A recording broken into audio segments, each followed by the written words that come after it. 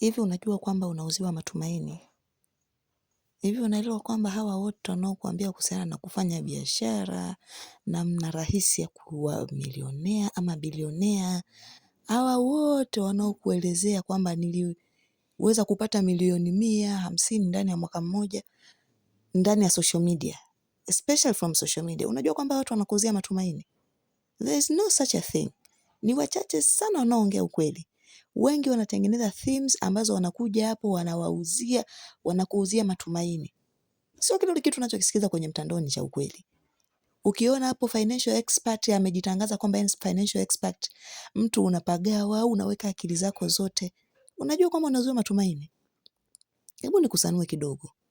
People are selling to you hopes.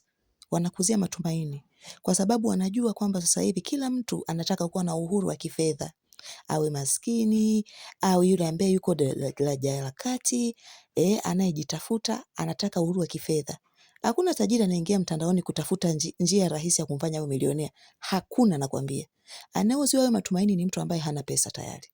Anayeuziwa hayo matumaini ni mtu ambaye ni maskini. Na kwa kupitia wewe kutega sikio lako, kupoteza muda wako kukaa unaangalia hayo masuala ya social media, muda ambao ungeutumia kwenye kutafuta huo utajiri kiukweli, ndio muda unaopoteza kwenye mtandao ukisikiliza hayo matumaini unayouziwa. Atakwambia wekeza kwenye hiki, wekeza kwenye stock, wekeza kwenye bondi, wekeza kwenye hiki. Unaenda kuwekeza nini wakati huna hata hela hapo ulipo? Unaenda kuwekeza nini? Ukisoma deep ukachukua vitabu, wanaenda kuwekeza huko. Most of them tayari unakuta ana maisha yatengeneza, ana channel zake za kumuingizia pesa, ana uhakika ana pesa ya kula, ana uhakika na savings zake, ndio sasa kile ambacho kinakuwa kimebaki anakiwekeza kule. Lakini sio tu eti mtu bado hata hana chochote, hana pesa, hana hizo pesa matumaini hayo mnayouziwa, eti unaenda kuwekeza. Unawekeza nini? Anaenda kawekeza hiyo shilingi 500, shilingi 5000. Utazalisha lini mpaka igeuke iwe kuwa kubwa? Kwa hiyo vingine mnakaa mnauziwa matumaini. Tuachane na hilo hapo. Mtu anakuambia nilifanya hiki kwa kutumia social media kutengeneza content, nimekuwa milionea, nimefanya hiki. Sio kila mtu anakuwa. Kuna namna ambavyo mtu mpaka inatokea zali anafanikiwa kwenye social media. Sio kila mtu atafanikiwa. Ni wengi wanatengeneza contents, lakini ni wangapi wanaokuwa monetized? Ni wangapi wanalipwa? Sio wengi, ni wachache. Kwa acha ujinga wa kukaa unauziwa matumaini. Wewe ndio source. Kwenye Biblia kuna sehemu tunaambiwa moyo wako ndio chemchemi za uzima. Ndio zinapotoka chemchemi za uzima na ubaya, moyo wako. Wewe ndio source. Hata kwenye baadhi ya Biblia pia kuna baadhi ya vitu tumefichwa, lakini ukiwa mtafiti wa ukweli na sio kusubiria kuuziwa matumaini, utaelewa. Wewe una uwezo wa kufanya kila kitu. Una uwezo wa kumanifest kila kitu. Tuliza akili yako, acha kusikiliza miluzi na kelele kile utakazokuwa unazisikia huko. Hatuna focus. Watu wengi hatuna focus. Social media sasa hivi ina kila kitu, vibaya na vizuri. Na unajua kwa nini ipo? Hii ni njia mojawapo ya kutu distract tusifocus kwenye mambo ya msingi.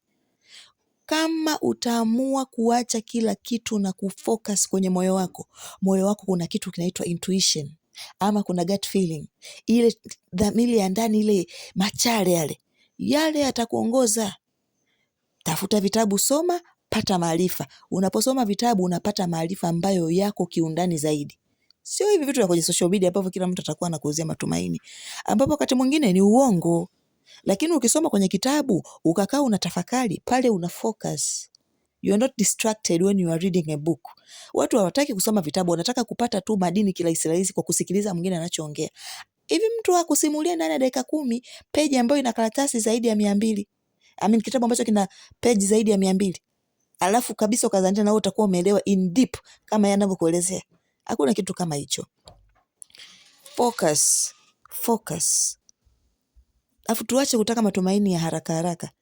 Tutafute maarifa. Tumeambiwa tutafute maarifa. Hatukwambia in a short way, tutafute maarifa. Tuache kutafuta vitu vya matumaini. Tu focus kwenye mioyo yetu. hujajua mpaka sasa hivi unataka kufanya kitu gani, rudi kwenye moyo wako. Moyo wako ni kila kitu utakwambia. Tuliza nafsi yako, achana na mitandao kupita kiasi. Watu ni muda wote wapo kwenye simu. Hata mfanyabiashara, unaenda kwenye biashara yake, yuko bize kuangalia simu kiasi kwamba hata unaweza ukamuibia. Mtu yuko bize kwenye simu, baadaye ya kukaa na wewe mteja akaanza kukushauri ama akakuelezea hiki kina ubora huu, hiki kina hiki. Mtu yuko bize na simu. Ndio tunavyopotea. Badala ya kuwa na maongezi ya kati ya mtu na mtu, kuna maongezi kati ya mtu na chombo, maongezi kati ya mtu na tools hizi teknolojia.